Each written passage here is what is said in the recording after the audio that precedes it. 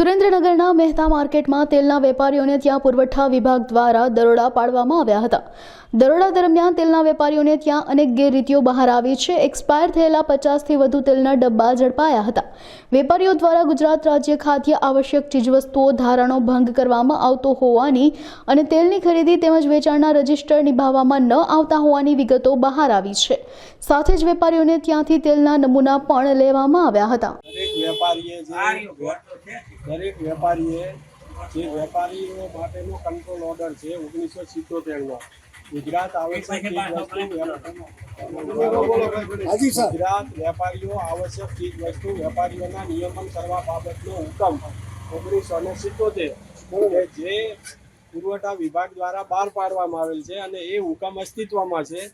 એની અંદર જુદી જુદી કંડિકાઓ છે। એની અંદર વેપારીએ પોતે જ્યારે દુકાન ખોલે છે ત્યારે ઉઘડતો સ્ટોક દર્શાવવાનો હોય છે।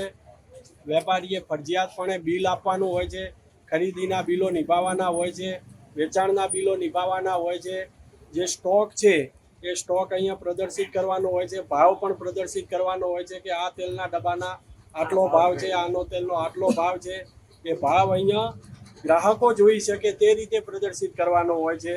પછી ભરતીયું જે આપવાનું હોય છે એ ભરતીયું પણ ફરજિયાત આપવાનું હોય છે। આવી જુદી જુદી જોગવાઈ છે। આની અંદર તો પહેલો તો સ્ટોક રજિસ્ટર જ નિભાવેલું નથી કે જે ડેલી સ્ટોક રજિસ્ટર હોય છે। આની અંદર પહેલું તો જે સ્ટોક ક્યાંથી ખરીદી કરી છે ખરીદીના બિલો નથી હોતા જેને ઇનવોઇસ કહેવાય છે। જે ખરીદી કરીને જે જથ્થો લાવવામાં આવે છે એ સ્ટોક રજિસ્ટર નિભાવવાનું હોય છે એટલે એ સ્ટોક રજિસ્ટર નથી હોતા। પછી જથ્થો કોને વેચ્યો છે એ અંગેના વેચાણ અંગેના બિલો ની 1-2 કોપી બનાવવાની હોય। એ ગ્રાહકને આપવાની હોય, એ પોતાની પાસે રાખવાની હોય છે જેથી જથ્થાનું મેળવણું થઈ શકે। હા, એ બની શકે, બરાબર છે।